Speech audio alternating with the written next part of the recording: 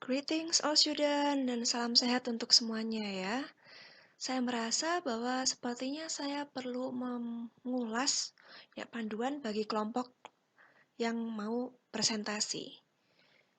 Jadi tentu Anda sudah membentuk sebuah kelompok dan masing-masing akan melakukan satu kali presentasi. Karena satu kali saja, maka lakukan sebaik mungkin ya. Dan saya tekankan lagi bahwa ini merupakan penilaiannya ya, merupakan individu. Jadi nilainya berdasarkan kemampuan Anda dalam mempresentasikan materi. Maka tolong semua anggota berkewajiban mempresentasikan materi. Ini sepertinya saya sudah tekankan ya di pertemuan di kelas. Karena individu semuanya bagi tugas yang rata. It's okay kalau misalnya teman-teman materi sudah dibagi rata, kemudian ada yang bertugas untuk ngedit video, mengupload. Oke, waktu persiapan mungkin banyak. Nanti silakan waktu diskusi dia tugasnya lebih ringan. Misalnya dia tidak bertugas merekap absen, dia tidak jadi MC, it's okay.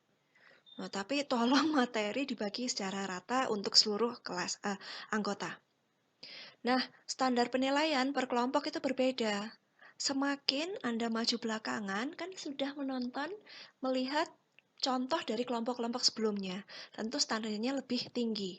Untuk yang pertama, ini masih ada beberapa kekurangan, oke. Tapi tentu kita perbaiki di sesi diskusi, tetap harus maksimal. Yang kelompok 2, 3, dan seterusnya, tolong lebih baik lagi ya. Nah, presenter itu memiliki kewajiban, yaitu pertama, mempresentasikan materi. Ya, yang wajib adalah teori, jadi definisi, langkah-langkah, metode-metode yang ada, dan juga latihan soal. Latihan soalnya boleh dipilih yang ada jawabannya atau yang beneran belum ada jawabannya, diulas bagaimana cara mengerjakannya.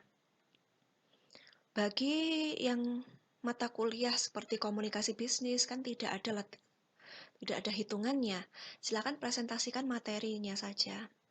Ya, topik yang sedang diangkat dan juga bisa mengulas soal-soal yang ada di modul. Nah, ada soal-soalnya berupa soal-soal teori ya. Namun kadang-kadang ada yang bertanya tentang meminta untuk memperagakan sesuatu. Ya, silahkan diperagakan. So, itu tadi yang wajib teori dan juga peragaan atau mengulas soal. Dan topik itu harus di-cover dalam PPT, tidak perlu report apapun makalah dikirimkan ke saya, no, hanya butuh PPT, dan PPT nanti dibagikan ke teman-temannya. Nah, silakan dibagikan ke teman-teman di kelas. PPT-nya is okay, hitam putih seperti ini, fine. Mau dihias juga fine, tapi dengan catatan jelas terbaca oleh teman-teman. Tolong presentasinya direkam dengan aplikasi tangkapan layar dan diedit menjadi sebuah video atau kalau panjang jadi 2 video yang terpisah boleh. Dan diunggah di YouTube. Videonya dibuat Premiere ya supaya tayang pada waktu yang bersamaan. Pada jam kelas kita menonton bersama-sama dan kita bertemu dalam kita bisa saling menyapa dalam live chat. Presenter juga berkewajiban untuk merekap absensi dan juga keaktifan pada saat diskusi. Jadi wajib rekap absensi dan hasil rekapnya dikumpulkan ya ke saya. Setiap kelompok penyaji wajib memilih moderator atau MC dan MC tersebut harus memimpin diskusi atau sesi Q&A dengan semangat dan menyenangkan sesuai dengan style masing-masing. Di akhir, setiap kelompok presenter wajib memberikan kesimpulan. Mungkin tidak perlu semuanya, hanya 1 atau 2 orang, it's okay. Apa saja yang harus ada pada video Anda nanti? Yaitu pertama tentu materi ya, yang ada di PPT, yang berupa teori dan latihan soal. Ketika Anda sedang menjelaskan, saya harap ya sebisa mungkin ada gambar Anda, ada video Anda yang sedang menjelaskan di situ. Jadi saya tahu orangnya yang mana dan tambahkan juga nama ya namanya di pojok saja, nama yang sedang presentasi tadi siapa. Tunjukkan juga bahwa Anda telah membagi tugasnya secara adil dan merata bagi seluruh kelompok. Tidak ada yang gandol aja ya, hanya menjelaskan definisi, cuma ngomong selama 15 detik, kemudian materi-materi di cover oleh orang lain. Saya tidak sarankan. Saya harap semuanya mengcover materi secara adil dan merata. Tunjukkan juga kerjasama tim yang bagus. Teknisnya, ketika sedang mempresentasikan sesuatu, tentu diawali dengan salam pembuka, sapaan. Bagaimana tentang petunjuk absen? Ya, di video disebutkan mungkin di tengah presentasi ya. Untuk absensi hari ini, silahkan tuliskan sesuatu di live chat ya, untuk menunjukkan kehadiran Anda. Kemudian, di akhir video, berikan informasi juga tentang petunjuk untuk sesi diskusi. Contoh seperti ini. Di pertemuan selanjutnya, kita akan adakan sesi tanya-jawab. Untuk mempersingkat waktu, saat ini bagi teman-teman yang ada pertanyaan, boleh diketikkan di WA Group supaya seluruh anggota kelas mengetahui soalnya dan bisa mencari jawabannya sebelum sesi diskusi dimulai. Supaya besok ketika kita masuk sesi diskusi, kita sudah bisa langsung membahas tanpa menunggu-nunggu pertanyaan. Ya, contohnya seperti itu ya, petunjuk sesi diskusinya. Penutup dan juga informasi lain yang dirasa perlu untuk disampaikan. Kemudian Anda pun juga bisa melakukan ice breaking di tengah video. It's okay. Kalau dirasa topiknya panjang dan melelahkan, ya Anda berikan games-games kecil yang nanti kita lakukan di live chat, boleh. Dan berikutnya, teknis pada saat sesi diskusinya, yaitu MC yang membuka Q&A. MC-nya tidak hanya satu, boleh dua, bergantian. Nah, kemudian jika pertanyaan kan sudah dikumpulkan ya. Kalau sudah dikumpulkan, berarti kita sudah bisa memulai dengan pertanyaan pertama, yaitu apa, dari siapa. Nah,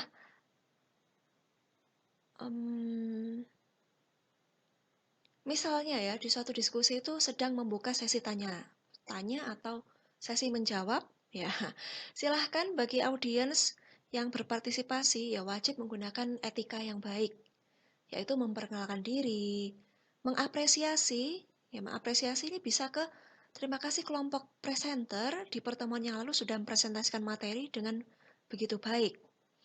Nah, kita juga bisa berapresiasi pada teman-teman yang sudah membantu menjawab. Terima kasih ini atas jawabannya. Saya punya pendapat yang mirip, yang kurang lebih sama. Ya, misalnya seperti itu ya. Ada apresiasi kepada rekan-rekan kita. Kemudian kalau memang bertanya, sampaikan pertanyaannya. Kalau memang menjawab, ya sampaikan opini Anda. Dan harapan itu, contoh gini ya, kalau kita bertanya, ya harapan saya teman-teman, tidak hanya kelompok penyaji, juga bisa memberikan contoh-contoh, bisa memberikan saya jawaban, ya, supaya bisa mengatasi kegalauan ini. Misalnya seperti itu ya. Ya, disesuaikan dengan kondisi yang ada. Poin ketiga, ya MC memberikan kesempatan bagi audiens dulu untuk menjawab. Jadi kalau ada pertanyaan, beri kesempatan dulu untuk audiens dulu. Ketika audiens sudah mengumpulkan poin keaktifan ya, mungkin boleh 2 atau 3 jawaban, ya baru kelompok penyaji memberikan jawabannya. Sekaligus memberikan sekaligus menanyakan atau mengembalikan pada yang bertanya. Ya, ini tadi jawaban dari audiens 1, audiens 2, dan juga jawaban dari kelompok penyaji. Bagaimana saudari-saudara yang bertanya? Apakah bisa diterima? Nah, etikanya kalau sudah dibantu menjawab, tentu orang yang bertanya ya wajib memberikan kesimpulan. Ya, tidak hanya, oh iya, terima kasih sudah bisa diterima. No, kurang tepat ya kalau seperti itu ya. Jadi, ini contohnya ya, contoh yang bisa dikatakan, terima kasih atas jawabannya saudari A, saudari B, dan juga kelompok penyaji. Saya bisa simpulkan dari pendapat teman-teman bahwa pemrograman linier Untuk memecahkan masalah minimalisasi, kita menggunakan garis ISO cost, karena cost sendiri artinya adalah biaya. Ya, tentunya semua orang ingin meminimalkan biaya. Namun untuk maksimalisasi keuntungan, kita gunakan yang namanya garis ISO profit. Nah, ya seperti itu kurang lebih ya teman-teman jawab caranya menyimpulkan ya bagi orang yang bertanya. Ya, kita belajar tidak hanya topik tentang ini ya pemrograman linear, tapi juga etika ketika sedang berdiplomasi dengan orang lain. Diskusi yang baik seperti apa? Ada poin di sini yang penting ya, apresiasi dan juga apresiasi ini juga merupakan apresiasi ya. Kalau kita menyimpulkan berarti kan kita mendengarkan dan memberikan feedback atas jawaban orang lain. Alright. Poin berikutnya ya, ada anggota presenter yang bertugas untuk merekap kehadiran. Jadi anggota kelompok mungkin ada 5 ya. Yang satu orang itu ketika persiapan sudah bantu ngedit video, selain dia menjelaskan, dia ngedit video, upload YouTube. Mungkin waktu sesi diskusi dia bisa agak santai. Nggak bertugas jadi MC, nggak bertugas merekap absen, karena ada teman yang lain. Yes. Pembagian tugasnya yang merata juga. Untuk mengisi kehadiran seperti biasa ya, di Excel tulis aja kalau hadir itu kasih centang. Kalau alpa tulis alpa, izin sakit ditulis gitu aja. Kalau aktif ya ada yang bertanya kasih poin angka 1. Kemudian orang tersebut tiba-tiba di pertanyaan lain menjawab kasih lagi poin 1. Begitu terus ke samping kanan ya. Supaya mudah nanti di akhir saya menjumlahnya. Saya bisa saya jumlahkan gitu. Nah, di poin 7 untuk lebih jelasnya ya, setiap pertanyaan dan jawaban berbobot 1. Baik untuk audiens maupun presenter. Namun saya, ya baik yang bertanya memberikan jawaban atau presenter yang menjawab dapat poin 1. Namun saya tidak terlalu suka dengan pertanyaan yang bercabang. Contoh, mahasiswa pertama bertanya, kemudian ada mahasiswa lain yang menanggapi. Kemudian ada mahasiswa lain yang ketiga ganti bertanya ke mahasiswa yang menanggapi tadi. Terus gitu bertanya-tanya, akhirnya banyak cabang, jadi nggak fokus. Sebaiknya fokus dulu satu pertanyaan, diselesaikan, baru ke pertanyaan lain. Ya, jika Anda memang penasaran, catat dulu, ya sampaikan kalau memang benar-benar penting dan tidak boleh tertunda. Misalnya ini berkaitan dengan jawaban yang melenceng gitu ya, jawaban teman ada yang melenceng, Anda boleh luruskan. Tapi jika ini adalah topik yang bisa ditunda ya, jadi topik yang agak berbeda, silahkan disampaikan di sesi yang lain. Atau Anda bisa masukkan pertanyaan pada biasanya di akhir bab itu saya akan berikan Google Form yang bisa memberikan kesempatan Anda untuk bertanya. Kalau malu bertanya langsung ke temannya, bisa bertanya ke saya. Di sesi diskusi, kita bisa adakan ice breaking ya jika dibutuhkan.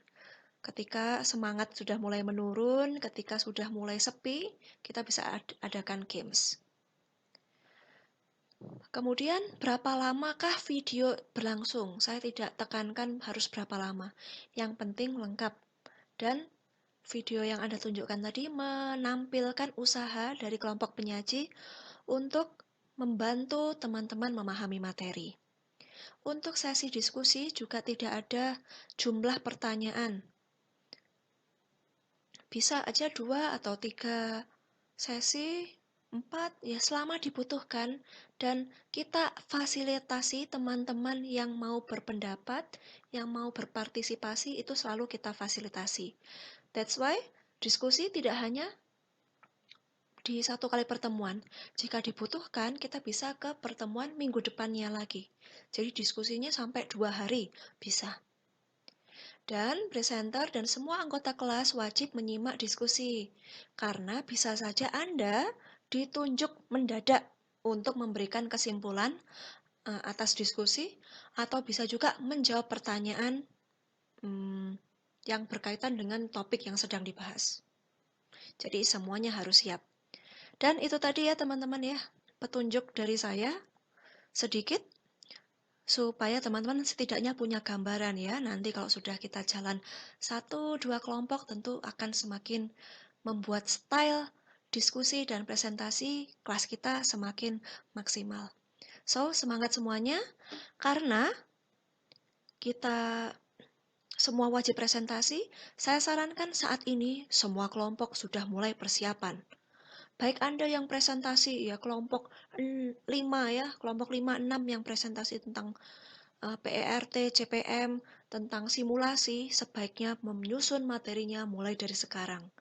Karena semakin ke belakang semakin sulit.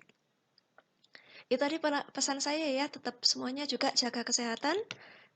Jangan lupa terapkan pola hidup bersih sehat.